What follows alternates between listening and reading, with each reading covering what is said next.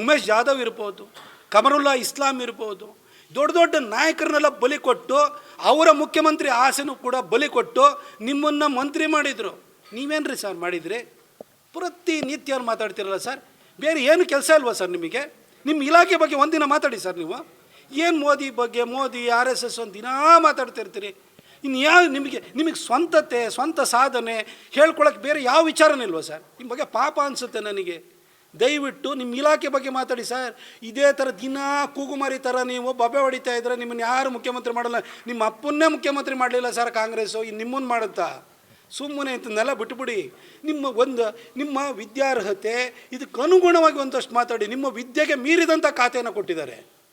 ಆ ಖಾತೆಗೆ ಒಂದು ಸ್ವಲ್ಪ ಸಮಯವನ್ನು ವಿನಿಯೋಗವನ್ನು ಮಾಡಿ ಒಳ್ಳೆ ಕೆಲಸವನ್ನು ಮಾಡಿ ಸರ್. ಕರ್ನಾಟಕದಲ್ಲಿ ಪ್ರತಿ ವರ್ಷವೂ ಕೂಡ ಲಕ್ಷಾಂತರ ಜನ ಇಂಜಿನಿಯರಿಂಗ್ ಗ್ರಾಜ್ಯುಯೇಟ್ಸ್ಗಳು ಹೊರಗಡೆ ಬರ್ತಾರೆ. ಅವರಿಗೆಲ್ಲ ಉದ್ಯೋಗ ಕೊಡುವಂಥ ಕೆಲಸವನ್ನು ನಿಮ್ಮ ಇಲಾಖೆ ಮಾಡಬೇಕಾಗುತ್ತೆ.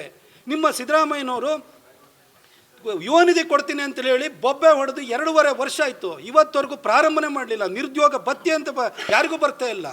ಹೀಗಿರಬೇಕಾದ್ರೆ ಇಲಾಖೆಯಿಂದ ಏನಾದ್ರು ಸಹಕಾರ ಮಾಡೋದ್ರ ಬಗ್ಗೆ ಯೋಚನೆ ಮಾಡಿ ಸರ್. ಪ್ರತಿನಿತ್ಯ RSS ಬೈಯೋದ್ರಿಂದ ನಿಮಗೇನಾದ್ರು ಅಧಿಕಾರ ಬರುತ್ತೆ ಅಂತಂದರೆ ಹಿಂದೆ ಅಲ್ಲಿ ಮೇಲ್ಗಡೆ ಮಣಿಶಂಕರ್ ಅಯ್ಯರು ಇಂಥವ್ರೆಲ್ಲರ ಕತೆ ಏನಾಗಿದೆ ಅಂತ ನೋಡಿ ನಿಮ್ಮ ಕತೆನೂ ಅದೇ ಆಗುತ್ತೆ.